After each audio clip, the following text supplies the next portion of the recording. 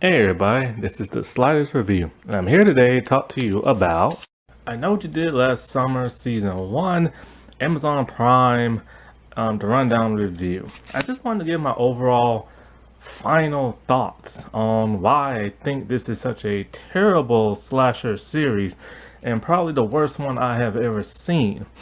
Um, I just couldn't believe the changes that they made. I knew they had to make some changes. I'm okay with that. This is an adaptation of a movie, a classic movie. But my God, the changes that they made absolutely no sense. Nothing seemed coherent in this entire series. It constantly kept you guessing, but for all the wrong reasons.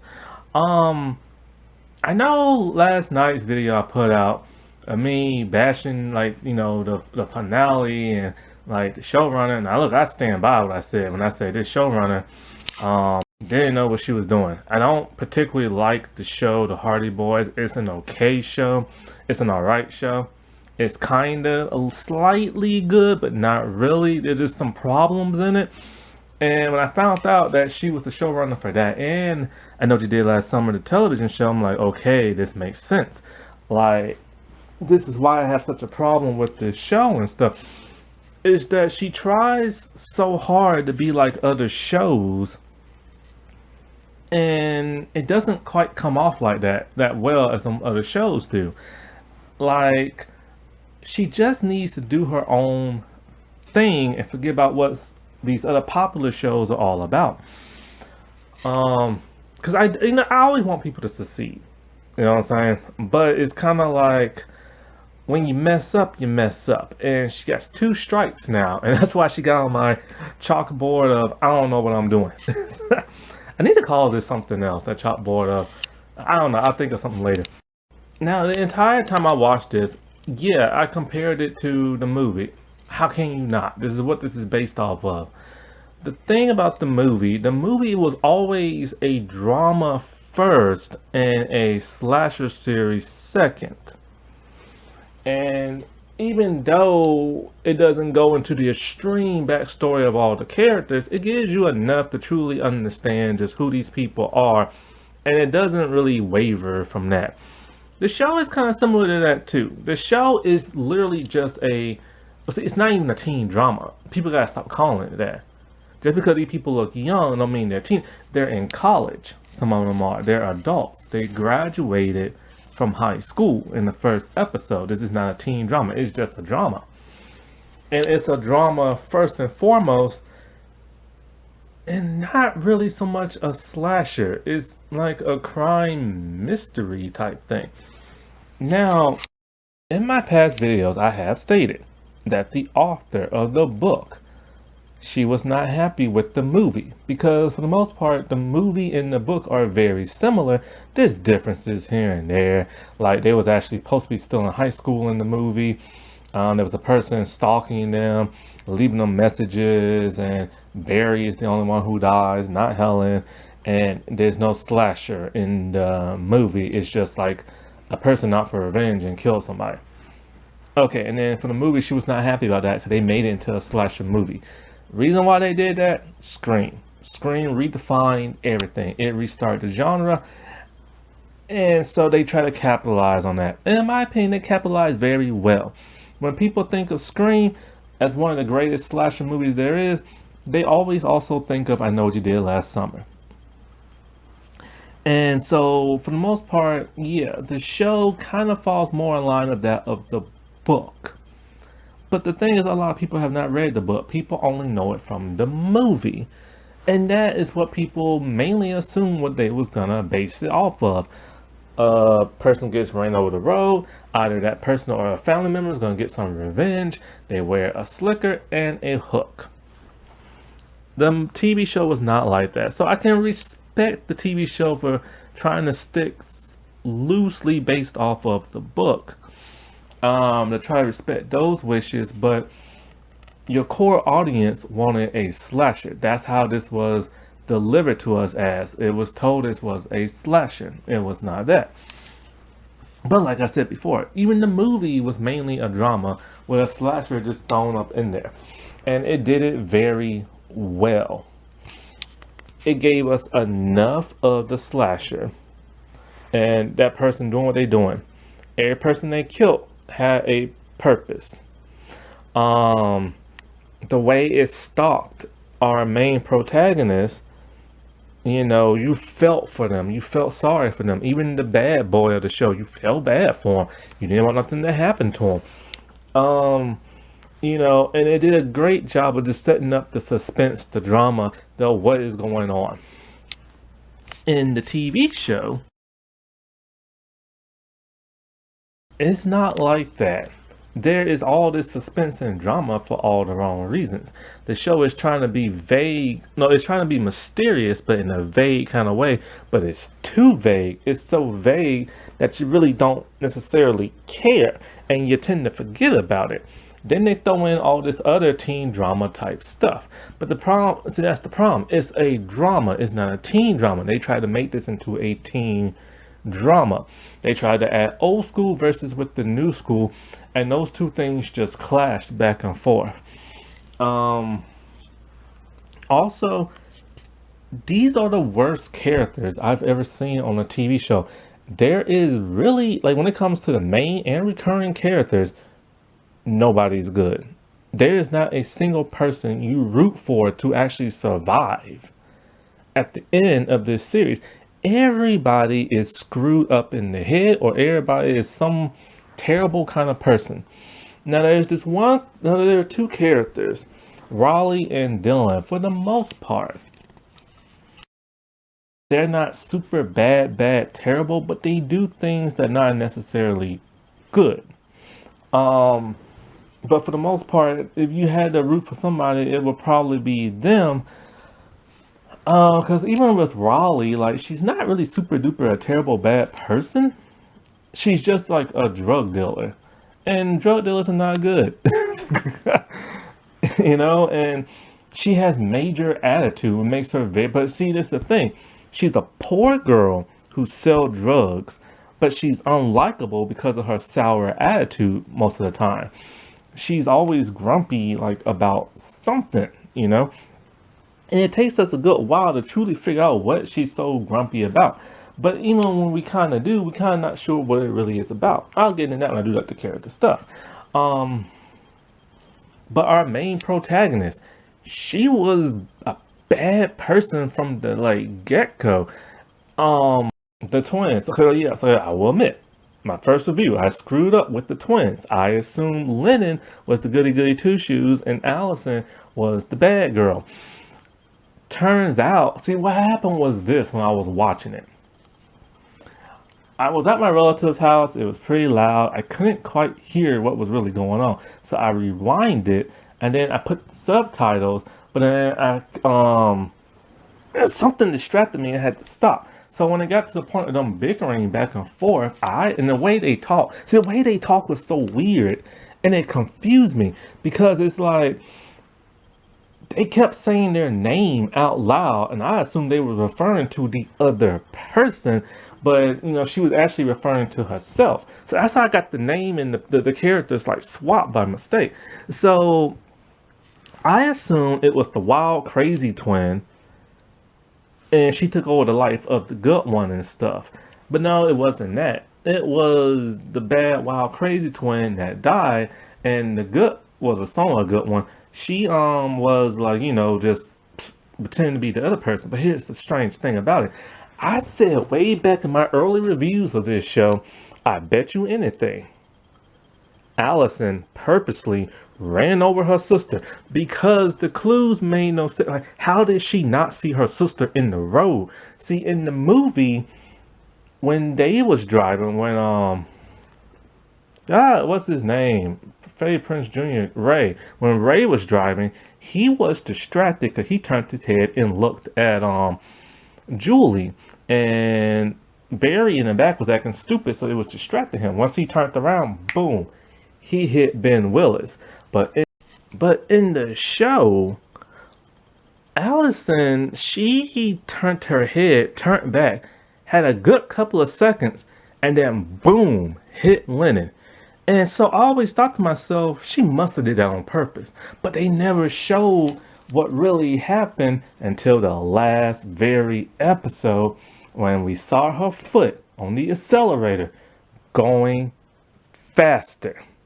And with that intense look in her eye, she purposely tried to kill her sister.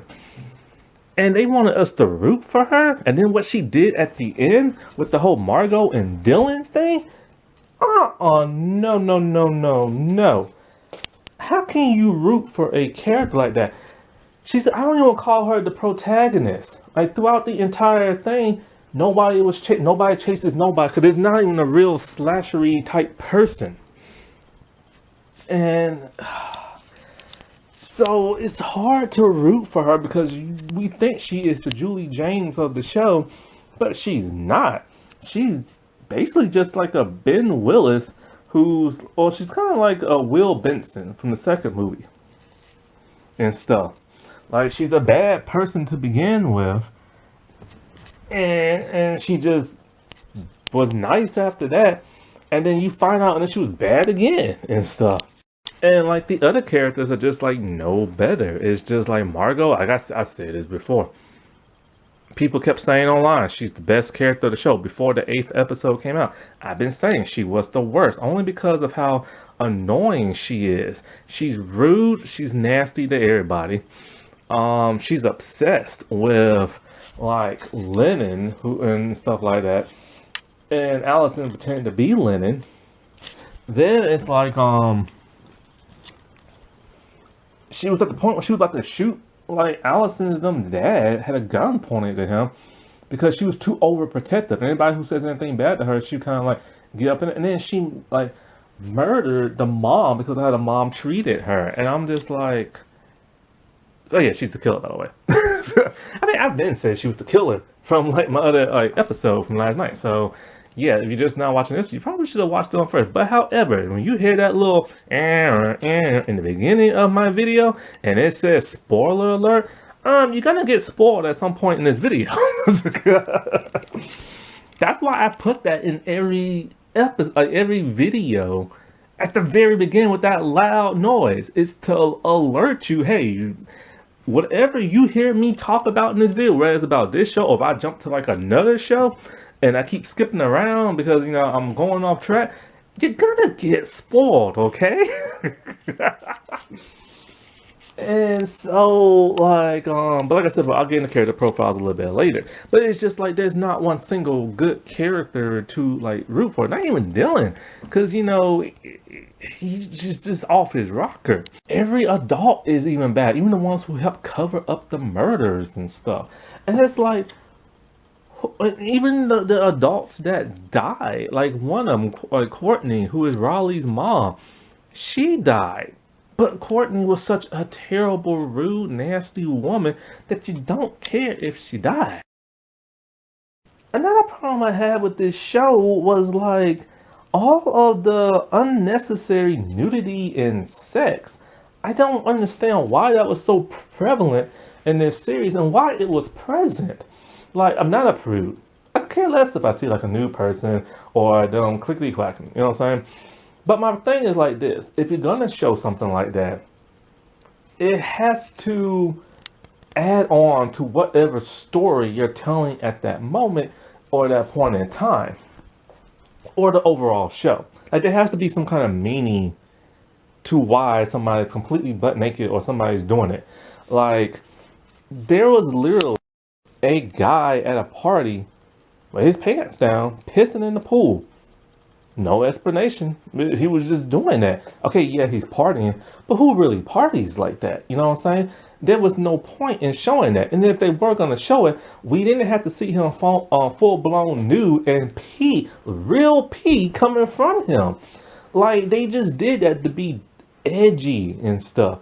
They could have just showed like him up from top and then showed like the pool water and something hitting the water if they really wanted to be artistic about that, you know?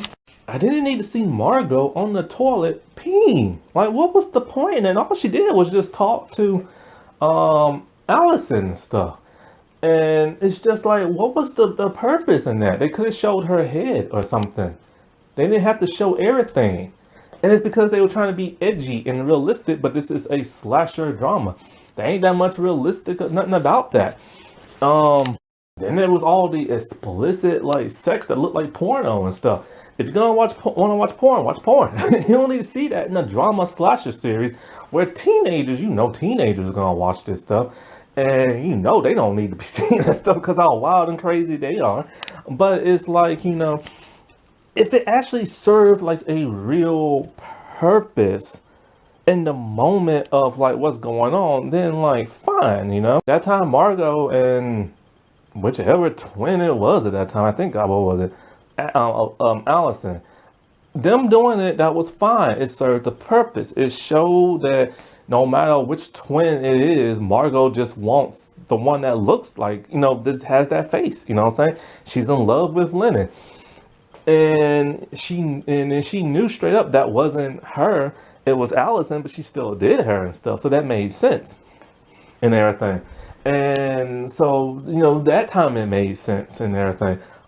Did they have to be naked? They didn't have to. They could have just went the TV route and did like the cool artistic route. But if they wanted to show, okay, then that's fine. Allison and Dylan, that was okay too, because those two both were in love with each other. And now they finally got to do it. But then it's just like, after they did that, like, I don't care if that was part new, but it was the after stuff. Why did I need to see like his butt up front in the camera? Why did I need to see like all this and that and them changing and them putting their clothes back on? Like, I didn't need to see that, you know what I'm saying? But they tried to be so realistic and raw with it, but there was no point. And then there was the cop and Alice and them dad. Like, they was constantly doing it for shock value.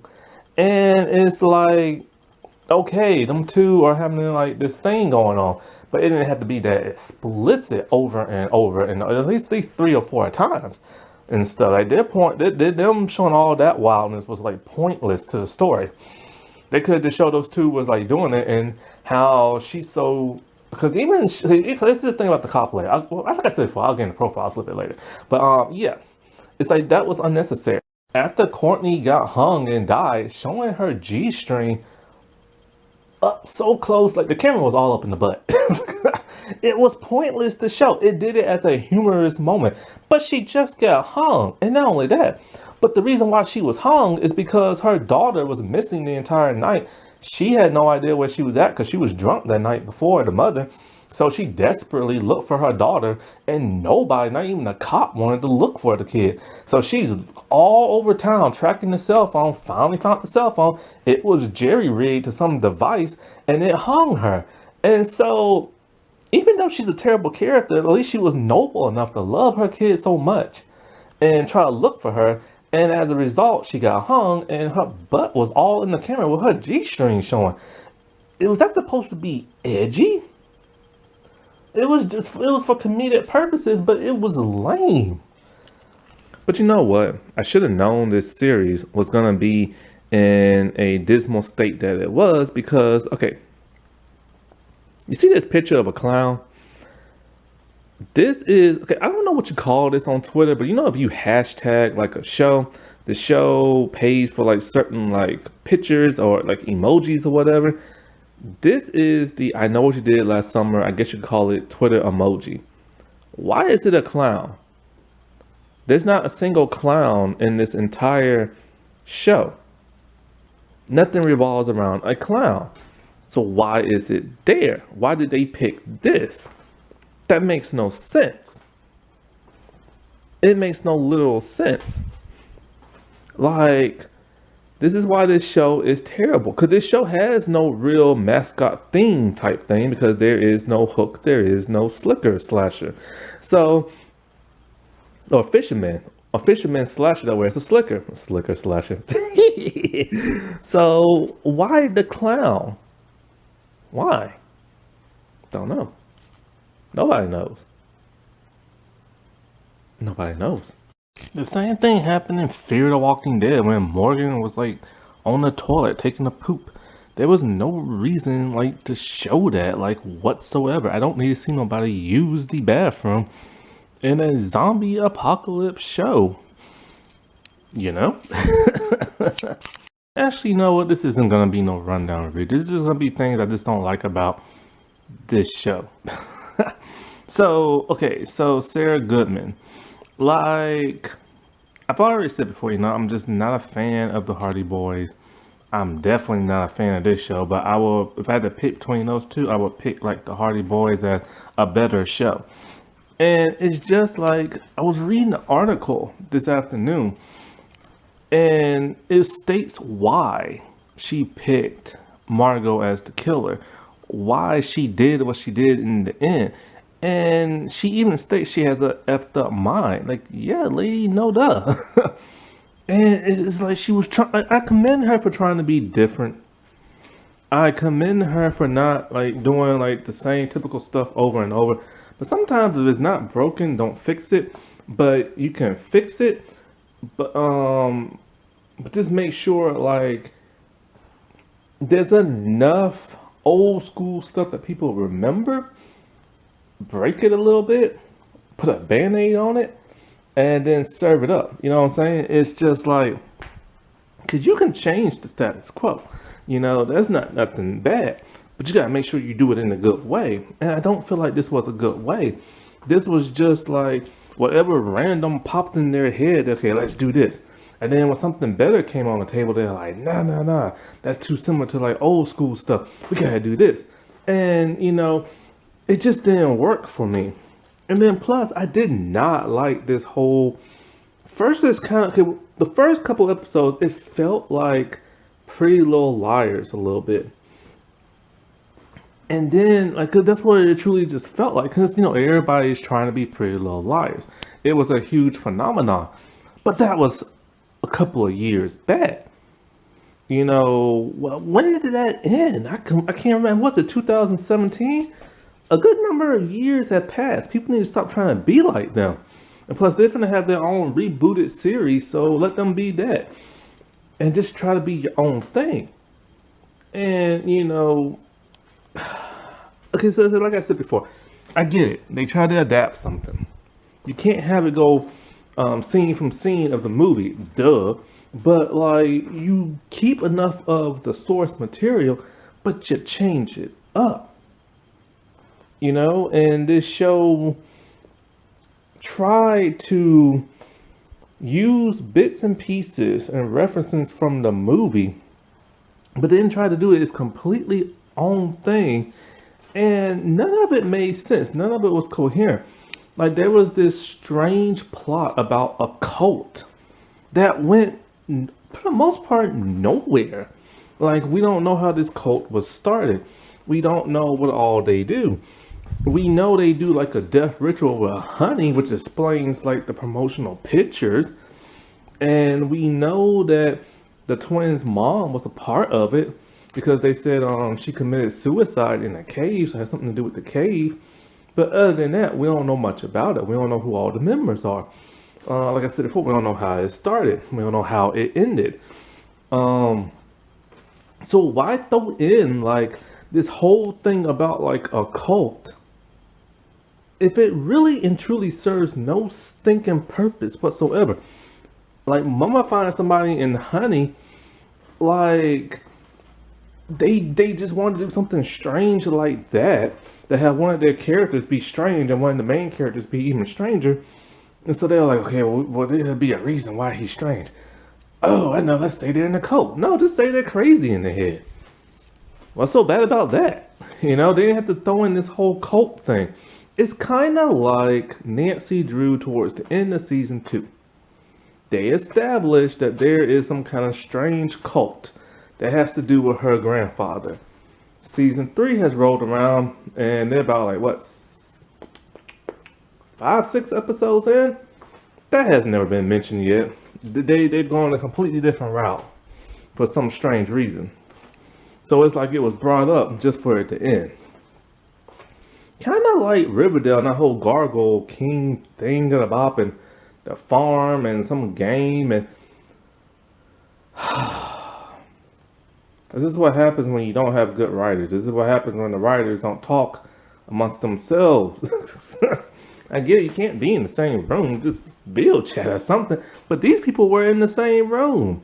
Because Sarah has admitted she was in the room and they came up with these ideas and They threw this on the table, then they changed this around, and I'm just like, like I don't understand all these eccentric, chaotic people that make all these movies and TV shows. Only ones that get away with it are ones that have like tons of movies under their belts and they have a huge cult like following and stuff. But this lady does not have a huge cult following. Like she doesn't. So it's like build yourself up from the ground and then get your cult following and then do whatever wacky thing you want to do because your fans will then follow you no matter what. Like take Quentin Tarantino. That dude's movies are weird and bizarre, but he has a huge cult following that will love his movies no matter what. Like when I watched Kill Bill and they went to the whole anime part and then they went to the black and white part, I'm just like, if any other creator, director would have done that, that movie would have flopped hard. But no, because who he is, it didn't flop. It's the same thing with like Zack Snyder and stuff, you know? People first didn't see his vision for like the DC EU and they hated how dark everything was. They complained so much that DC lightened everything up that totally ruined the Justice League movie. And then they came out with the the Snyder cut, and now people are like, yeah, okay, we're okay now with Batman and Superman killing people. Like that's okay because they don't want to complain no more because now they have now like followed, like they are now like he has like a cult following of people, you know. And the people literally have complained but oh, Superman snapped somebody's neck, oh, Batman's a murderer, oh, Superman don't save people. Like they complain so much, so now they're like, we're cool with it now. And so if she had that kind of power, then people would love like whatever it is she does. But like when I was reading that article, there were people literally saying online, stop letting her ruin franchises and works of art and other stuff. And then I'm like, geez, what other stuff did she make that people don't like? And nudity is just like thrown in like just from the most random places. Like you just watch a scene, you're totally chilling, you're feeling what it's doing, you're trying to understand what it's doing, and all of a sudden, boom, nudity. Like I said before, there's the guy who's peeing in the pool. There's Margot on the toilet. Then when Allison was walking alongside the beach shore and everything, all of a sudden she gets like bum rushed by tons of naked older people. I'm not even joking. It's just like she's on the beach, she's walking, she's having a good time. And all of a sudden, all these older naked people just bum rush her, and she's getting not trampled, but she's getting like, you know how like a group of people, they run towards you and you get kind of like stuck in between people and you kind of like moving backwards. It's like that. And they drag her out into the ocean as they go into the ocean. So then all of a sudden now she's wet and in the ocean. Now she's just like, I'll just like drift and everything, or float or whatever you call it, and drift back to shore. So she's drifting, she's floating. All of a sudden, bam, out of nowhere, here comes her dead sister's body, the one that they hid in the cave after they hit it with the car. And it's just like, how did the body all of a sudden show up out of random?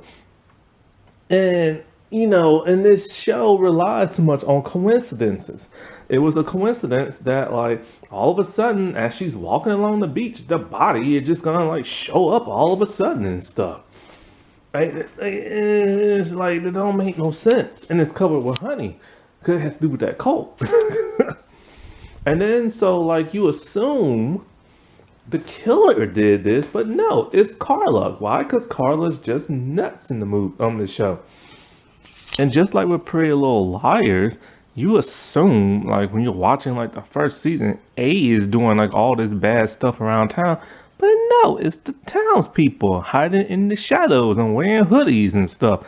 And it's just like, well, heck, I thought this was A doing all this, like, scary stuff. But no, it's just random people. And so it's like I said before, this show is literally trying to be like the movie, it's trying to be like Pretty Little Liars, and it's trying to be like Scream, the TV series. Because with Scream, they didn't want to kill off none of their main characters. And in this show, they don't want to kill off their main characters. They only killed off one. I will get to him later. We assume they killed another. No, she somehow miraculously survived towards the end. And it doesn't explain how. I have talked about it in this other video. It has flabbergasted me. I don't understand how this woman survived this. Like, it's impossible to survive this, but somehow she did. And this is a slasher drama. And then they start adding in quirks of humor that just feel so out of place and random. Like I've already talked before, after Courtney was hung, the camera is literally has a like this is pointed at her butt, and we see her red thong like hanging up, like it's rising up and stuff, and it's just like that was used for comedic humor, but it was stupid and degrading and stuff. Not only, and it was supposed to show that this kid, because the character is like, okay, this is just like how this character is. I'm not judging, but she's like a country bumpkin, ghetto, white trailer trash. Like she's that type of character, all mixed into one. So it was shown to be like embarrassing and just for comedic like effect. Then there's the whole gun thing. Margot, our killer, we still don't know she's the killer yet. And so like she is talking to the rest of the characters and she's all like, okay, we need guns because like the killer is coming for us and we need guns to protect ourselves. And then I think Dylan's all like, we do not need guns and you do not need a gun, Margot. She's like, yes, we do. And so she goes to her family's room where all the guns are at, and it's wall to wall with tons of guns. Not only is it guns, but there's a rocket launcher too. Who has that in their house? I'm pretty sure that's illegal to have in your house. I'm pretty sure you're not allowed to have a rocket launcher in your house. I'm pretty sure even military officers don't have a rocket launcher in their house. But this was used to be for like comedic, like not comedic, but comedic effect. And it's like to show that how Americans are like obsessed with guns, and and no matter how much gun violence there is, they won't do nothing about it. But this is just a weird like little like thing to put, like it's like a parody almost. And then there's the townspeople. After about one, two, three, four, maybe five murders have happened. Let's see. Yeah, after 4 or 5 murders, no, maybe 6. Oh God, I remember when I made this other video, I kept losing count of how many people had died because they kept dying off screen. But now I just remember the cop dude. So anyway, after about 5, 6, 7 murders or something like that, most of them that happened off screen, by the way, like the townspeople, there was a couple of townspeople, and like they was like huddled around like the sheriff in this restaurant, and they were talking about we have to do something about this. Everybody has either a gun or a rifle in their hands, the townspeople, and I'm just like, no, this does not happen in real life. When there's stuff happening around town and people getting shot, either by just some crazy person or gang related or drug related, something like that, you don't see the townspeople huddle up in a big circle with guns in their hand. Like that does not happen. And I'm pretty sure Hawaii is not an open carry state. I'm pretty sure. But it was used to be made as like humorous, but it just came off as being stupid. Another thing that has caused this show to just suck was the deaths and how people was killed. Like when this first came out in the first 4 episodes, a good number of people died. Most of them happened off screen, and 2 at that time happened on screen. And then afterwards, only 2 other people died. And so what was so bad about this was the lackluster of how they killed people and stuff. It was very soft core. if you have a slasher series, you need some hardcore deaths. Like, that's one thing I'm having a problem with the Chucky series. It's a great series, but the way they kill people, you don't see that much blood and stuff. And then the movies, I saw that clip, there's a lot of blood. And I don't understand why sci-fi doesn't do that. Because Van Helsing, a vampire show, had tons of blood. And so I don't get that. Censorship is weird, man, in America. Like, it's weird. Like, okay, you can have people murder people on screen and people and stuff like that, but you can't say like the F word. And then you can have a show that does say the F word. That's like a slasher series, like Chucky, but it has lack of blood, so they have to like compromise. Which one do you want? Do you want the bad words, or do you want like the glory, like ickiness and stuff? You know. And this show has some of the worst kills ever. In the beginning, in the first 4 episodes, I know why. The first 4 episodes got dropped all in one night, and then everything else happened weekly. It's like I said before in my other review. They knew this show sucked. They had to get people hooked extremely fast because the first episodes really don't explain much. Like, you know, the whole twin swap thing towards the end of the episode into the next episode, but that's about like it really, you know? And so like, okay, the first person to die, I might as well just get to this character already. Johnny. Johnny is one of the 5 members of the group. He is best friends with both Margot and Allison, but he's also good friends with Lennon, but he's more so with Allison. And so, like, okay, if I had to, okay, I take this back. There is at least one good character on this show. He's not 100% good because he was involved in the car accident and kept it hush hush. So he is bad for that sense, but he is, for the most part, the most likable person. And he's the first one to die. I believe he even dies in like the 2nd episode. And it's like, okay, so Johnny, he's not really based off any character from the movie. But the thing about him is that they went diverse with him. He is a man of color and he is gay. He didn't start off that way. First, he bearded Margot, and she fell in love with him. Then he revealed that he was gay to her. She stuck with him as a friend, and they were like inseparable ever since. And then of course he became friends with Allison and stuff.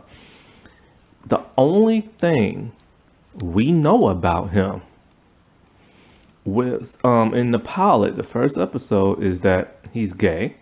Margot loves him to death. And he plans on going to this big music like college because he can play like music very well. In the 2nd episode, we find out he is now about to get married to some coach at like the high school. I don't know if he was with this coach while he was at high school back then, but he's with him now, and when he's in college, he comes back to town to visit, like during the summer break and stuff, like everybody else. He's looking for like his fiance. His fiance has a huge weight on his neck, like the kind like you're lifting weights and stuff, the dumbbell and stuff. That's on his neck, pressing down. The killer, he's trying to like lift it off, but then something happens. I forget what, and it's almost like it's rigged to a device or something like that. I can't remember exactly what, but it flings him like over like I don't know if it was like a balcony or something. So in a way, the killer then kills the fiance. I think he smashes his face in with one of the weights. We don't see the killer's body, nothing like that. And so it's a big weight that like smashes his face. And then so he goes over to Johnny, and we don't see the weapon used. We don't see a hand. We don't see nothing. It's just a really quick camera work, like a slash. It moves by him really quickly. There's barely a red line across his chest or neck. I can't remember which one. And he bleeds. There's barely any blood. And he dies just like that. Boom. One little slash. And he dies quickly. The way you'll see a person die in a horror movie, like really fast. And then he's dead. and he's mentioned twice in the rest of the couple episodes, and that's it. He was literally just brought in to die. And it's like, why? Why cast a person of color? Make him LGBT just so he can die quickly off the show. Now I also said they kind of trick people a little bit because they have another person of color, Margot, and she is bisexual. Um, and so I guess they want to say like a toss up. Hey, we killed this one person of color who's LGBT, but hey, guess what? You have this other person who's LGBT and a person of color. So you can't get too mad at us. Well, people online got mad about that and stuff. They literally just brought him in just so he can be gay and die. Like that's it. And it's like that's such bad representation. And so I'm thinking to myself, okay, why couldn't they make Dylan the first person to die? Well, you probably know why. The guy who plays Dylan, I think his name is Ezekiel Goodman. Who has the last name Goodman? Sarah Goodman, the showrunner. Could that be her son or relative? Maybe. Nepotism. And it's not surprised that Dylan survived to the end of the series. But let's talk about some more depth. So, those two people, they died really early in the second episode. After that, we have a character named Dale. Dale is like the Max of the movie. When the car accident happened, oh wait, I forgot. Lennon died. Okay, so 3 people are dead. See, I keep forgetting. So anyway, so Max, he's like, oh no, Dale, he's like the Max from the movie. After Lennon got hit and stuff like that, he came in his car, and so they had to do that whole scene, where they all like, oh, somebody had too much to drink and nothing's going on over here. So he ends up dying off screen, and then there's an Asian man who works at a restaurant. He dies off screen. And so for the longest time, it was kind of like, why did these 2 people die? Like, what purpose did they serve? Now, Dale, he's like the Max character. So if the killer thinks, oh, he saw something, okay, he has to die. Right? Right? No. That's good. Turns out Margot bribed Dale to do some dirty work for her that has to involve like killing people and stuff. And so like, yeah, he was an accomplice of hers. And so she had to cover up her loose end. And so she had him whacked. And it's like, okay, I understand when you have to cover up your loose ends and stuff, but the movie did it in such a better way. See, the killer assumed that Max saw something, couldn't keep him alive for that, and killed him. It wasn't random at all, but now it's kind of like, oh, the killer, who just happened to be there, and who planned this whole thing. And it's like, so she hires him and then she has to kill him after that. Like I said before, I understand loose ends, but that was just kind of dumb, because it's kind of like, why didn't she just get her stupid bodyguard, who she eventually did, to do her dirty work for her? Also, is she gonna kill her bodyguard now? Because he's still alive. Now, as for the Asian man, I forgot why she said she killed him. It probably wasn't important. It just really wasn't.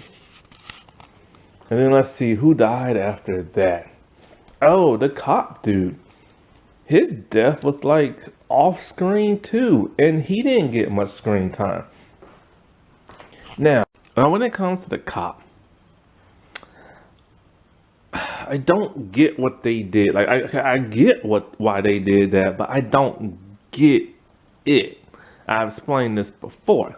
When the cop shows up, he's friendly to everybody. He's a dopey headed cop, kind of like Dewey and everything from Scream. Now Raleigh, she's half black, half white, and all of a sudden something happened, and at her trailer park place, and the cop dude's all like, do you live here? No, he's all like, why are you over here for? And she's all like, I live here. And he's all like, well, do you have any proof that you live over here? Like, he just starts harassing her in a very racial kind of way, which is something that happens to black people all the time, especially with white cops. So like, okay, I get this. It's like the black awareness thing, but it's the fake cramped kind that I don't like. Then all of a sudden, when she's all like, well, I live here and stuff like that. And when he asked, can you prove it? Do you know what he did? Put his hand on his gun. She was sitting down at a table being nonchalant. She didn't throw her hands up in the air. She wasn't waving around. She wasn't reaching for nothing. He just puts his hand on his gun because they wanted to show that in America, a lot of cops do that. I get that. That's an important teaching lesson. But this is the literally only time this happens in the episode. He never harasses her again or any other person that's a person of color. And it's just like, I don't like it when it's crammed in and it feels fake. If they really wanted to show it, they should have shown him being racial to other people of color and to her a whole lot more. Then that would have shown that he has a real problem. And, and it doesn't paint every white cop with this, like, sin on their back or something like that, Like I said before, it happens a lot in the world. I get that. Teach that lesson, but teach it proper. TV shows nowadays do not teach it proper. And, it's teaching people to be, it's teaching people two things. It's teaching them to be aware that a white cop will do this, but it's also teaching people, especially young black kids, hey, you can't trust cops, what I'm saying? Because they're all evil and they just want to shoot you. Doom Patrol did this. Nancy Drew has done this. Did Riverdale do it? I'm not sure. Batwoman did this. Like, pretty much every show now has done this. And it's always that same, like, thing, and it's just like, teach young black kids, yes, there are a lot of cops out there that will reach for a gun first and and you don't even have to do nothing. But at that same time, also teach them that not every cop is a bad person. And they're not really doing that well. It's just like they're screaming in your face, say, do this and do that, and this is how it is, but they're not showing the other side to it, And so then he gets fussed out by Raleigh's mom, Courtney. Now, Courtney is the white, like, trashy lady and stuff. I like that they do show diversity and show that not every family is one race. Because there's a lot of, like, mixed races and stuff and interracial families.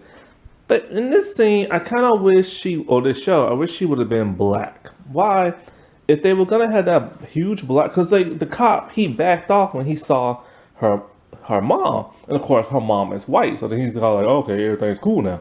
No, that should have been a black woman. It would have been way more powerful if she was black. You know what I'm saying? Because then it's kind of like, then those two could have had a debate back and forth instead of him backing off. He only backed off because she was white. So then it was kind of like, okay, well, let's see what he's going to do. Titans did that too. So let's see what he'll do if she was like a black woman. And then she could have, like, said like a powerful, like, speech or this and that. No, just the white lady comes in and he backs off. And she mouths off to him because she's rude to everybody. But like I said before, he dies off screen. And we don't know why the killer targeted him. We don't find out until the very last episode when Margot reveals herself. And she mentions that the cop was smarter than she thought. And he was sniffing around way too much and starting to figure things out. And she couldn't have him, like, because she wanted to frame Allison and stuff for all these murders. She couldn't have him ruin her plan, so she killed him and everything. And, and it's just like, but this kill happened off screen. And the big reveal of why does not happen until the very last episode in the last couple of minutes. So you literally go, like, at least, let's see, what is it? So you go like 5 episodes not knowing why. And that's just ridiculous. Like, it's just so ridiculous. And like I said before, I forgot why the Asian dude died, but he's dead. And then of course there's Courtney, what's her name's mom. And it's like the way she died was a little too Saw-like. And there's a reason for that. See, this show executive producers is Sarah Goodman, whatever that guy's name is, who produced the very first movie of I Know What You Did Last Summer, and James Wan from the Saw franchise, the co-creator of the Saw franchise. The way Courtney dies is very inspired by one of his little death trap type things. So Raleigh's like cell phone is like out and about at a farm at Carla's place. And oh no, maybe this is what's his face, Dylan's place. I think he's the one with the goats and stuff. In a way, the goat's like playing around looking at the phone, and the mom grabs the phone. When you grab the phone, it's connected to a wire in a pulley system, and it's connected to like a plow machine. And then somehow, I don't know how, but somehow the when you pull on the cell phone off the ground and the strings and everything, it somehow wraps around your neck automatically and hangs you. But it doesn't just wrap around your neck. It's like wire rope and stuff. So it cuts and slices into your neck and you bleed. And so like that was a very elaborate trap that Margot set up. But it wasn't Margot. She had her bodyguard set that up. How does he know how to do that? Don't know. It's never explained. Why did her bodyguard even help her be an accomplice? We don't find out until the very end of the episode. And it's very vague. Everything about this show is very vague. And they stretch things out like it's a 20 episode season, but it's not. It's only 8.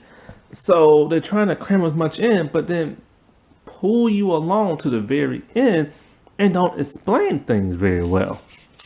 And they think they're clever by that because it's mysterious and it's edgy and it makes you think and it sucks.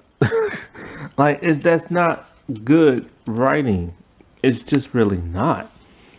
Like if you have 8 episodes, you better get straight to the point.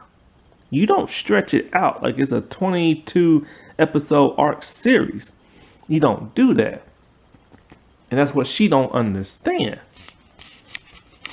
Now let's get into a little character profiles and why these people suck and why they make the show suck. Like I said before, there is no good person really in this show. Nobody is 100% when it comes to main characters. I mean, main characters, recurring characters, little guest characters don't count. So that one lady who was banging Dale, she don't count because she was only had like a couple, like 2 speaking lines, and then she pops in and out of the series just to hang out with like Courtney. She doesn't count, but they try to make her important when they question her and stuff. So character profile, why these people suck. Like I'm not even joking. You can't root for nobody here because everybody sucks. The great thing about the movie is that our 4 main characters, they did a terrible thing. But 3 of them are so nice that you feel sorry for them because you know it was an accident at first. And you don't want nothing to happen to them. One of them is just a prick. So you don't really care what happens to him. But then you feel bad for him because you know one of the nice people is in love with him. So when she sees him die, then you only feel bad for him. With these people, you don't feel bad for them. They just suck. You have the adults. Okay, the sheriff cop lady. She's nice, but she's compromised. Why is she compromised? Because she has a shillelagh up in her. Why and who? From Bruce. And Bruce is the father of the twins. See, them 2 have been clickety-clacking in all season long and behind everybody's back. They kept it secret. Don't know why they kept it secret because they're 2 grown adults. But they kept it secret because they don't want the kids to know. The twins. Well, the killer finds out, and the killer sends the videotape to Allison. She's pissed, she's distraught, she's mad, she's angry. And she doesn't want to talk to her father anymore because of that. Now, why is the cop lady compromised? See, she is trying to figure out these string of murders. Because for the most part, our main characters really aren't. They're kind of looking for something else. But anyway, I'll get to that a little bit later. So, she is trying to solve these murders because she's a cop. And she's discovered, because of the other cop dude that died, is that like whoever is killing these people is putting spiders in their ears. So it's part of that cult thing. See, that's coming up again. But we don't know it's because of the cult. We don't know that yet. We just think it's a random person putting spiders in their head. So then when Courtney tells her, hey, my daughter is missing, has not came back all night, she's all like, what, you call the cell phone? And it's a dumb question. She's all like, look, there's nothing I can do right now. I'm trying to find like this killer and blah, blah, blah, blah, blah. And then she's all like, 24-hour type thing, search party, blah, blah, blah, blah. So she didn't even help Courtney try to find Raleigh. If she did, half of this crap wouldn't even happen. And Courtney probably would have still been alive because they were looking for Carla. They assumed Carla was the killer because the spiders led to her place because she has a whole thing full of them. So she was not concerned about that. Then when Dylan is confessing everything and telling her about how the twins swap places and stuff, she don't want to listen to him. She don't believe him. That's a dumb story. Then he's like literally just like shouting. He's all like, it's the truth and blah, blah. She's like, you better watch how you talk to me and everything like that. She's not like, the dude is literally telling her that they accidentally hit one of the twins. The other twin is pretending to be the other twin. People are covering this up. People are dying left and right and all this other stuff. And she don't want to believe that for some reason. And she knows that there's a strange killer going around. Putting spiders in people's head, but because Carla is dead at this point, she just doesn't want to believe him. And so, but then she does get kind of curious. Could the twins swap places? So she had like one of the twins who died. They still had the body. They examined it. They had some pictures. They found out that there is an ear piercing in one of the twins' upper ear. It's Allison who has that. And they went by a picture in the dead body. Now, here's what's interesting. The dad is helping his daughter and helping Margot and all them. He swaps the picture. This is really stupid. This is how stupid this writer is who wrote this. He knows that there's a photograph that shows like an upper close part of the ear and the piercing. So he swaps their like graduation picture type things, right? So they matched the picture with the dead body they had, and they're like, okay, Lennon's real body, they're like, this must be Allison. They assume that. Why didn't they just go find the real Allison and do a DNA test or a fingerprint test? This would have solved this right then and there. Now, one person thought about this. This dude comes to them, tells them that one twin died and the other one took her life. And then all these people are ending up dead. All they had to do was find the living twin, do a little fingerprint here and there, do a little cotton swab in the mouth or get some blood, and they could have found out if he was telling the truth. No, they go by a photograph. Like, what kind of writing is this? But oh no, people talking about, oh, this show is great. This show is amazing. This show has me hooked. You don't know what good writing is, people. You don't know what good TV is. There are other good murder mysteries out there that are a million times better than this. The Alienist on HBO Max is good. And they do real detective work. And it's based off a series of novels. Go watch that. Margot's mom is the worst. She has spoiled her daughter rotten. Her daughter is what she calls a online influencer. I don't know who she's influencing. She's just an online personality, like a blogger type person who posts tons of pictures of herself and talks to a bunch of her audience and stuff. And she mock bangs. I don't even know what that is. I'll get that a little bit later. Um, when her mom finds that out, Margot confesses about the whole murders thing. She makes her go to rehab for the whole mukbang thing. And then she helps her daughter cover everything up. She tells her, hey, since the cops think Carla did it, we need to frame Carla. So they frame Carla. And then they frame Dylan and stuff. And then when the dad finds out, he has to swap the pictures and stuff. And it's just like the mom is helping her daughter get away with murder. Murder on a huge scale. And then there's Carla. The show is trying so desperately to believe that she is the murderer because she's crazy and stuff. She's the Anne H of this show. Remember Anne H was in the movie and she was that weird country lady? That's who Carla kind of is. But she's more of a spiritual hippie type person who was in that cult.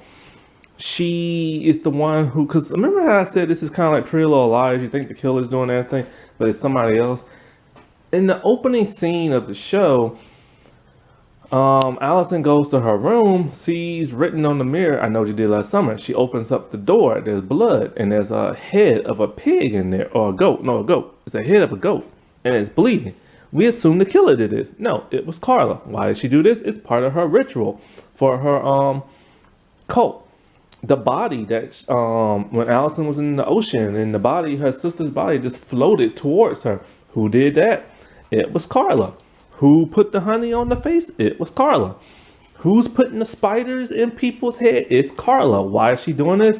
To cleanse people, to make them transition to another plane of existence when they die. It's part of the cults, like death ritual and stuff. It's to set them free. So when they find out she is doing this stuff, they are now looking for her. What makes matters worse is that when the gang was at her place snooping around, they found out she was once married to Bruce. And so they could have set the whole thing up. She was the real mom. No, they didn't do that. They were stupid. So what they do, they have her disappear for that entire episode as the cops are looking for her. Now, her and Bruce have a bizarre past. We still don't know what happened between them two.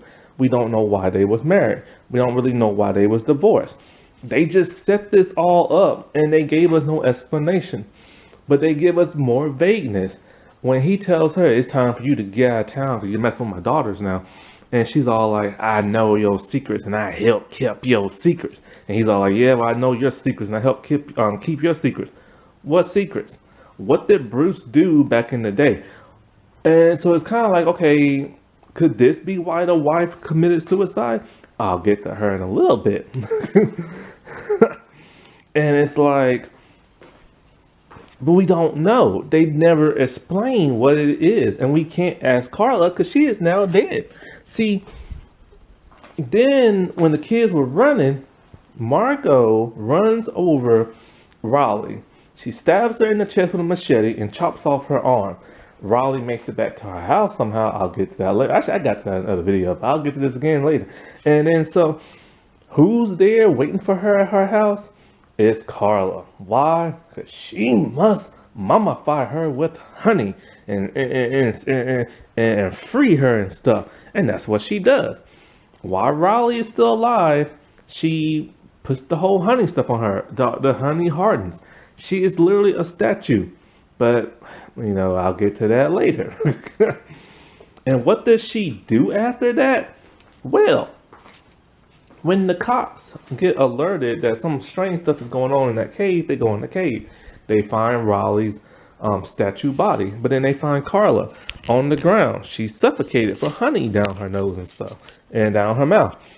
We assume because Dylan was in the cave, because he's part of that cult, we assume he did it and everything. And in the way he kept talking made him seem like he did it. This was a misdirection. What had happened? Carla just ends up killing herself, commits suicide. Why? After all this stuff she's been doing and she hasn't killed nobody, she commits suicide after mama. Okay, well, no, she hasn't killed nobody because Raleigh is still alive some bizarre way. And Alice, no, Lennon was already dead, but she's just mummifying people with honey and stuff. And it's like, so for some bizarre reason, she just straight up kills herself. That makes no sense. Why would she do that? Yes, the cops think she's doing everything, but with some questioning and fingerprinting and all this other stuff, they'll find out she didn't do it. But because the writer set up that Margot's framing her, and so she just went up and killed herself. And then so Dylan purified her body with the honey to make her transcend to another plane of existence. And it's stupid writing. Then there's Bruce, this mysterious dad who doesn't really act like a dad. He's so mysterious, it's uncanny. They kind of want to set up as him, but I knew it couldn't be him because he's helping Allison pretend to be Leonard. When she goes to him, she tells him straight up, what happened. She's all like, I'm ready to go to the cops. He's like, no, you cannot go to the police. You ran over your sister. You took her identity. Like he helps her write like a confession note, pretending like Lennon committed suicide, or the fake Allison or whatever. And then, so he keeps her secret. He's constantly looking at his surveillance videos because some strange stuff is going on. He's snooping around town talking to Carla. That very like vague conversation they're having. Then we find out halfway into the season, he is the one who picked Lennon up from the party when she was walking on the side of the road. Because it never made no sense how she got from the mansion house all the way far, far, far across on the highway. And so he was in the car with her. They was arguing about something. I forgot what. And then so he tells her, you know what? Get out my car and you walk home. And so she does. And then next thing you know, she got hit by Allison. Now, it turns out Allison is actually Bruce's favorite twin. He does not like Lennon all that much. Who likes Lennon? The mom. Now let's get into her. Very early on in this season, it was revealed that the mom, whose name Helen, oh, by the way, this show likes to do homages. Remember when I said Carla? Well, there's a character named Carla, and I Still Know What You Did Last Summer. And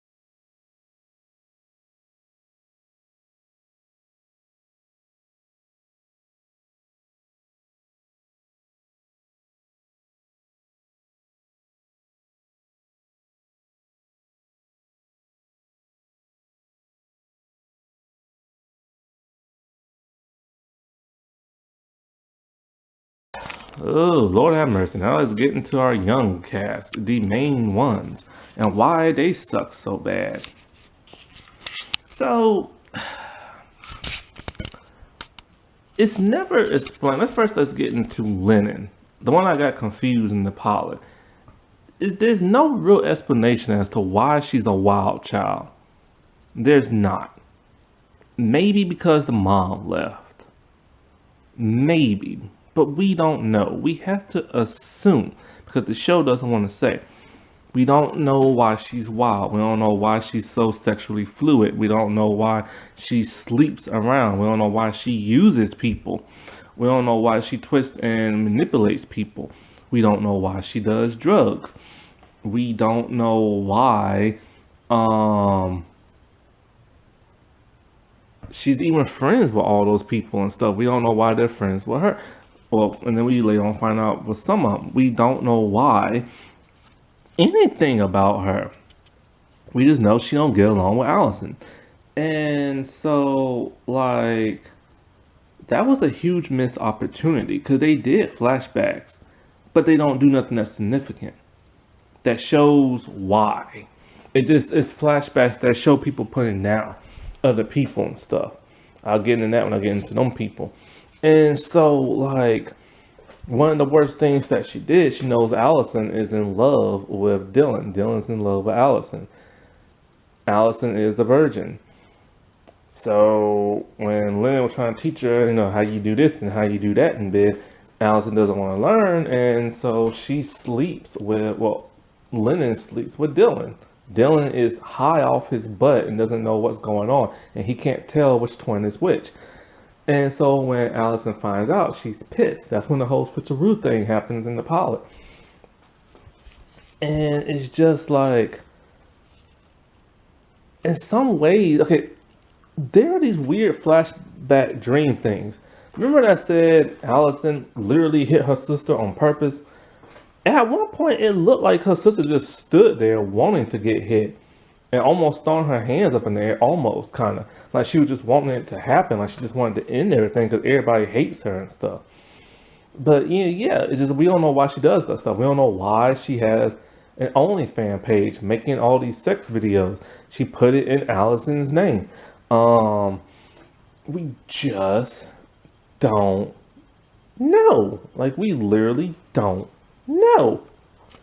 And it's just she's wild. It could be because her mom. That's the only thing I can think of. It's because her mom left her, and that was her best friend. But they never say that. So you have to just guess on your own, and guessing's not fun. I've already went into Johnny because there's nothing there. And then we go into Raleigh. Raleigh we know a little bit about, but we don't know too much. We know she's poor. We know she lives in a trailer. We know she sells drugs. We don't know why she sells drugs. Once again, we have to use our imagination. I'm going to assume that she does it because their family don't have much money and she's trying to get some easy money to pay for like things that she needs. That's the only explanation. But other poor families are poor and they don't do that. But she does it for some bizarre reason. She is in love with Dylan. Dylan is in love with Allison.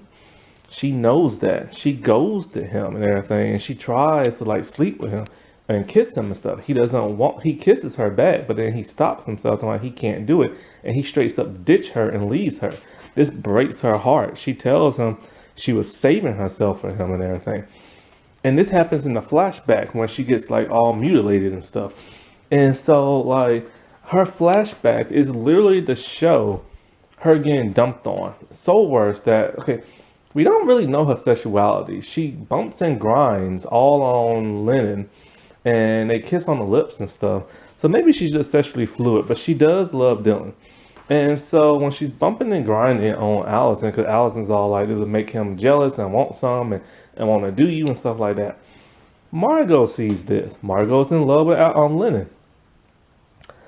And so she makes Raleigh come to her and she's all like, you look like a whore.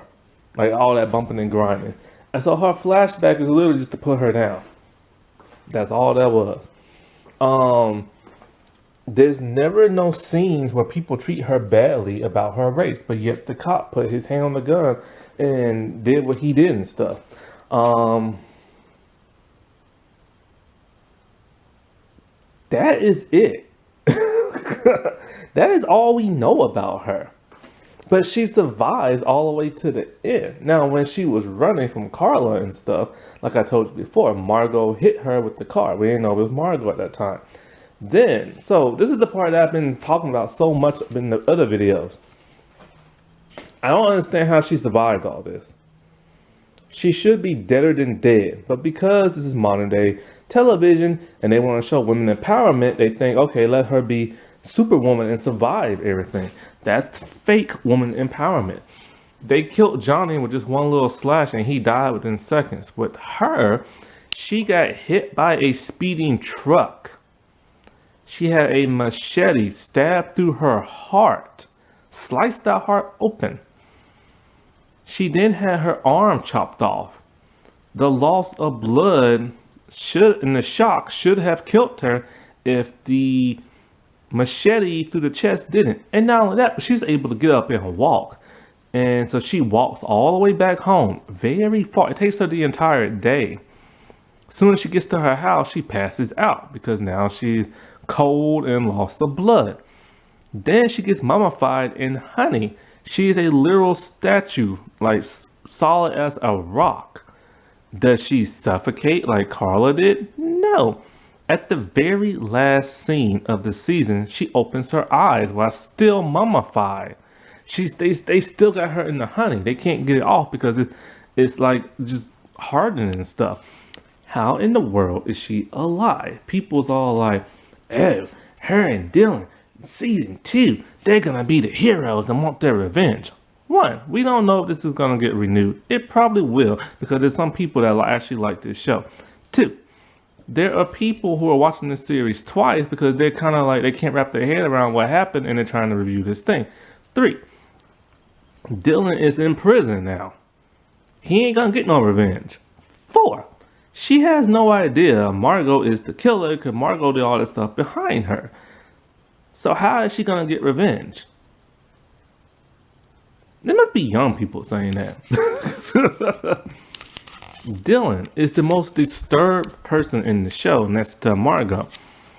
They try so desperately to make him the red herring of this season, but he's just a disturbed person. Yes, he is in the cult. He does mummify people in honey. He should not be doing that. Oh no, wait, I forgot about Raleigh. When Lennon was still alive, she let her die after she got hit by that car. Yes, it's just like the movie. Got hit by a car, the person's still alive. And Raleigh knew that and let her die. Anyway, back to Dylan. He is in love with Allison. You see it so profusely on his face. He's constantly carving her name in the cave walls. He falls in love with fake Lennon just because, the same face. They sleep together. She tells him straight up, hey, it's me, the real me. He is beside himself. He wants to throw up. He has moved on with his life the way he accepted Allison was dead only to find out she is alive. He wants nothing to do with her. About a couple of weeks or months later, they're now all friends again and all this other stuff. He goes to the police to tell them what happened. They don't want to listen to him. And then he gets framed for like all the murders. And they believe him because little Miss Skank, Allison, lies and said he's the killer and not Margot. And it's just like, what the world? And it's so like they literally tricked the audience, making us think he's like he was doing some creepy, stalkery, slashery, like typical type stuff that you will see in a slasher movie. But then they drop the ball and then they make him the actual killer. He is just a victim in all of this. But he still went along with what's the name, getting hit by the car. Now we get into Margot and Allison. Let's get to Allison first. So So for the most part, she is the only one trying to investigate what happened because so much freaky stuff happens to her. She gets the phone call, she gets the letter, she gets the goat's head, all this other stuff. She finds out about her dad, former marriage. I already told you about the stuff with the mom, and so like she's really the only one really trying to do the detective work, and everybody else is just going along with her, just going through the motions. She is constantly getting pissed at her dad for every little thing he doesn't always tell her and stuff. And so, like, because of that, she goes and stays with Margot. She sleeps with Margot early on in the season and stuff. And so, like, but she only does that because she's sad and lonely and all this other stuff. Then she gives herself to Dylan. And then of course he rejects her after that. And then so like she assumes he is the killer because his handwriting matches up with this letter she found from the killer and stuff. So she's all worried until what's her face Margot calls talking about the killer's after me, this and that. So now she don't think Dylan is the killer. When Margot confesses and stabs her behind, the cop comes in and the cop wants to know which one's the killer. So she lies. It says it's Dylan. She is a terrible character. We don't know why she lied. We really don't. And it's like, it's bizarre and it's weird. And also, I didn't even know she liked girls. Because they set her up to like Dylan and stuff. But they never set that up. So it was just kind of like a little out of there when she started doing it with Margot and stuff. And she chose Margot over him. Ugh, excuse me. Now let's get into Margot's crazy behind. The worst character of them all. She is literally one of them online people that constantly taking pictures of herself and is always online talking to her audience. We find out halfway into the season that we find out before the eating thing. We find out that somebody recorded Dylan and Lennon doing it in like Margot's house in her room. We assumed it was the killer. No, it was Margot. She put the hidden camera there because she knew that they would do it, and she likes to watch the videos so she can touch herself to them. Yes, she does that. She is a stalker. She is obsessed with Lennon. She is madly in love with Lennon. We hear this throughout the entire season. It's like the whole stereotypical predatory les type thing. When anybody is upset at fake Lennon, she gets mad at them. When Allison, which is fake Lennon, is upset with her dad with an argument, he goes over to Margot's place. She will not let him in the house to go get his child, which is an adult. And she even sticks the bodyguard on him. When she finally has her gun with her and they're trying to like look for the killer and stuff, the dad shows up out of nowhere and she has the gun pointing at him. She will not put it down. She knows it's him. See, at first she didn't know it was him. She thought it was like a random person. But when she finds out it's him, she still wants to like shoot him and everything. She is so rude to everybody. She's constantly mouthing off to people. She is like, Dylan asked those two like arguing and something. She's all like, well, if you was a better friend to fake Lennon, you would know that. Now here's something interesting. They set Margot up to be a germaphobe very early on in the season. That got dropped in the same episode because she will not touch anything. She will not touch the trash dumpsters. She will not touch Raleigh's front door to knock on it. She puts like her sleeve over her hand. At first, when I first saw that, I was thinking maybe she just doesn't like poor, nasty, dirty stuff. But then no, she's just a germaphobe. But then that just dropped right after that episode and it's never brought up again. Something that is brought up. So remember the germaphobe episode? Well, before that, it starts off with her gorging on food as she's talking to her audience being recorded. I had never seen nothing like this before. I didn't even know it was a thing. I didn't know it had a name. So she's constantly just scarfing down food and everything. And she didn't want her mom to know, so she put it in like the trash dumpster far away from her house. Now, later on in that night in that episode, when some stuff had happened, her mom discovered like some sauce and determined what it could be because it was in the bathroom. And so she asked her, "Have you been eating in the bathroom again?" And then so Margot breaks down and cries and says yes, that she's getting a hug from her mom. After a huge argument with Bruce and Allison, she goes to stay at Margot's place and lays in bed with her. And then after that, boom, it ends, and we don't know what the world was going on with the whole eating thing.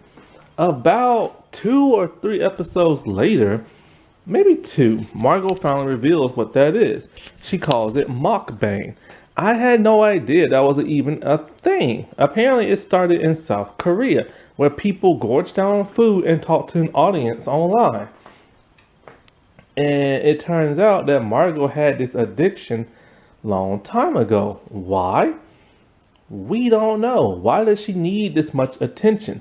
The only thing we can assume is because she loves being on the internet and stuff. And so it's like we don't know what caused that to begin with, and we don't know what caused it again. And so they never truly want to going down that route, but they want to show this weird phenomenon happening with her and stuff. And so, like I said before, she is indeed the killer. She is the one who's been randomly killing people, but it's not random. She has a reason. Why? Because her feelings got hurt and she's madly in love with Lennon. See, after the whole thing happened and Lennon died, no, they thought Allison died. She was fine and everything like that. She was upset, but she was fine. And so during that summer, not the summer, during that school year, Allison, fake Lennon, ghosted her, did not talk to her. She didn't want to talk to nobody because she's pretending to be her sister and she don't want to give herself away because it's kind of hard being her sister. When she is pretending to be her sister, she's not acting wild and freaky no more. Her friends should have picked up on that, but they didn't. And so, like, not only that, but you don't see her doing all them drugs. So it's kind of like how her friends didn't pick up on this stuff. And so, like, all of a sudden, so when that school year, when she ghosted her, she kind of like talked to her one time. And when she did, no, she didn't really talk to her. I think she followed her online. And fake Lennon Allison posted something. And then Margot realized she's not talking like Lennon. Why? And I kid you not, her hashtags on Twitter are off. That's not the way Lennon talks. So because of that one little thing, she picked up on that and knew that the twins swapped bodies and stuff. She was furious in everything because her lover, who she was in love with, had died. And not only that, but Allison never told her. So that pissed her off even more. So at the start of next summer, she decided she was going to kill everybody that Allison loves and pin it and blame it on her. Now, we do get a flashback with her and Lennon. Lennon is like making out with her at the dance party, bumping and grinding on her. But then she goes and starts messing around with other people. This pisses off Margot, and she really lays it into Lennon and everything. And so, like, she's madly in love with her, but Lennon isn't madly in love with her back. She just plays everybody. So this is what causes her heart to first be broken and all this other stuff. And she hates the attention that Lennon gives everybody else. So that drove her to madness and want to kill people. Okay, I can understand that. But you're supposed to want to kill the person that has scorned you, not frame them for like an elaborate murder. And a lot of these deaths were very elaborate.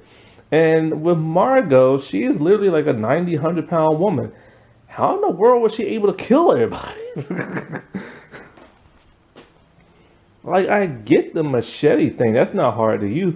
But that giant weight, she can't lift that. And this is before her bodyguard started helping her. Her bodyguard didn't help her until the whole mukbang thing. See, her mom, like I said before, found out about that.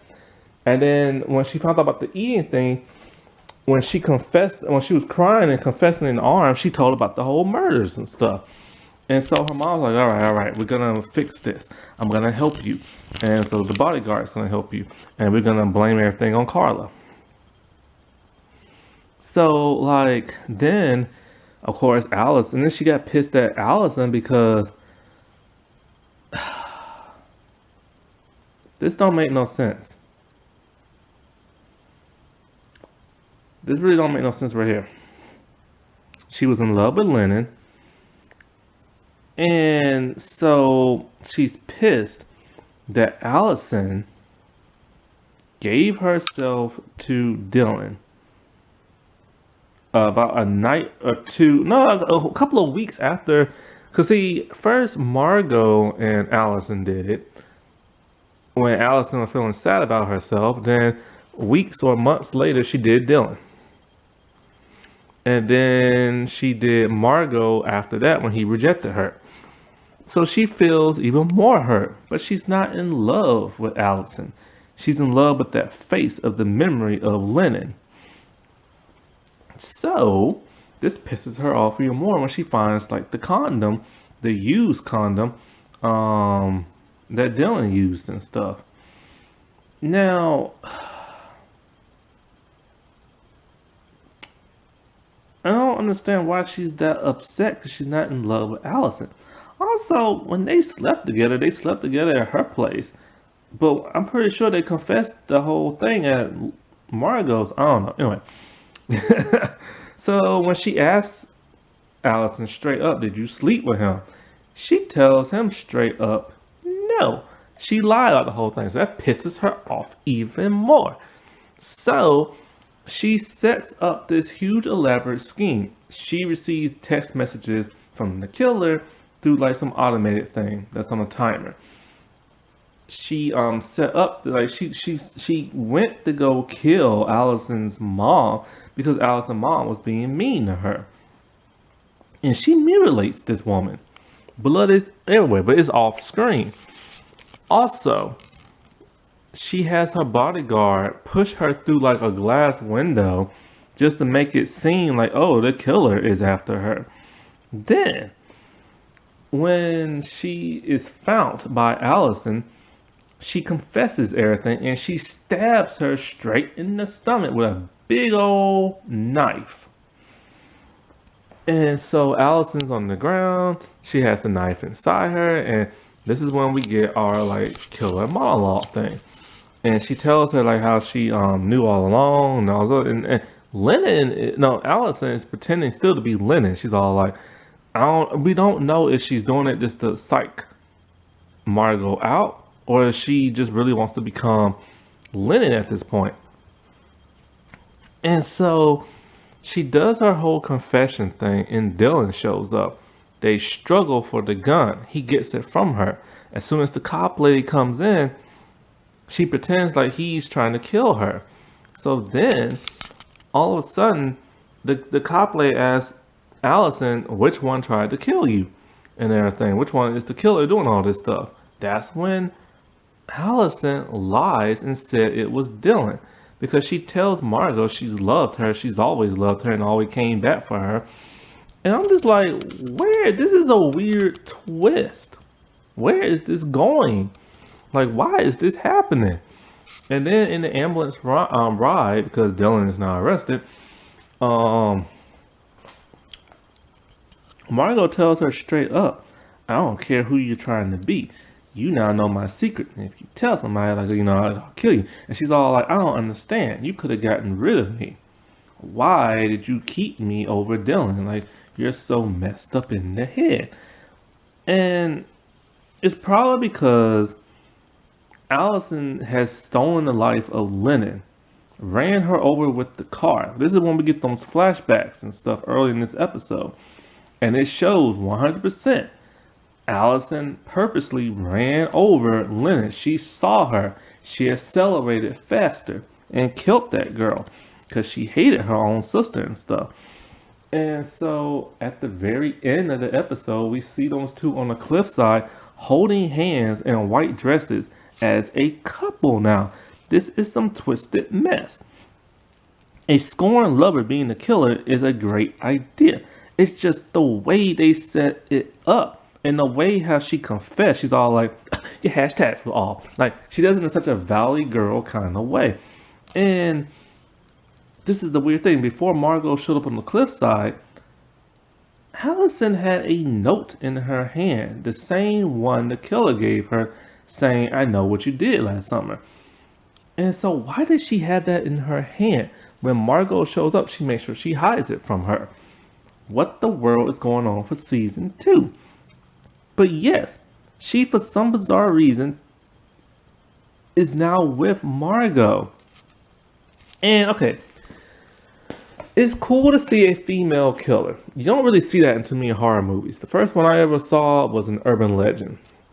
And also, she's a woman of color, and she's LGBT. So that's something very new. You don't nearly see that. But here's the problem with the Margot character. It's not the actress, it's the way she was written. They wrote her to be the whitest character on the show. Even though she is Asian, she acts like a white Valley girl. The way she talks. Like when somebody says something, instead of like, oh yeah, or like totally for sure, she'll say T. Like, you know, like the whole spelling the T type thing. Like, what does that mean? Is that like is this new slang I'm not familiar with? 'Cause I'm too old now. I can't believe I'm saying that. I don't get that. Like, how is that slang? And she uses other weird slang terms that I never heard of. And it's like she is the worst character. She had an interesting motivation. It just the way it all came about was stupid. And then what's even worse, because the showrunners and the writers never fully explain how and why she killed all these people, like Dale, Johnny. Speaking of Johnny, why did she kill Johnny? She was so called in love with him and stuff, only because he really liked Allison as a friend, and that was it. And she wanted to hurt Allison. But like, his I don't know why she killed his fiance. I forgot why she killed the old Asian dude. And it's like, so what does she does in the end credits of the episode? She is talking to her audience, like, well, she's not really talking to her audience, she's talking to us, like she's being recorded. She is confessing everything as to why she did this and who she bribed off and why the bodyguard is helping and all this other stuff.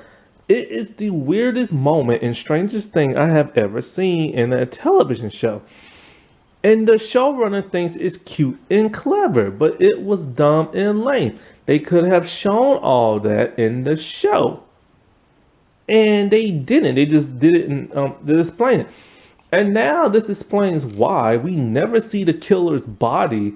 Like, we never see the shape of the body ever on the show, and why so many deaths happen off screen. Cause it would have gave away that it was Margot and stuff. And it's just like, this is a crappy show. It is badly written. It really truly is trying to be clever, but it's screwed up majorly. The pacing is off. The characters are off. The scenarios are off. The twists are interesting, but they don't pay off. There's weird and bizarre stuff that constantly happens in this show, and it's never really explained until the end. And the way they ended the show, see, the showrunner might be smart about one thing. If she don't get picked up for a second season, it ended the show in a way that makes it feel like it's completely ended, you know? Like everything's been checked off and all this other stuff. Alrighty, well, I'll talk to y'all later. Bye.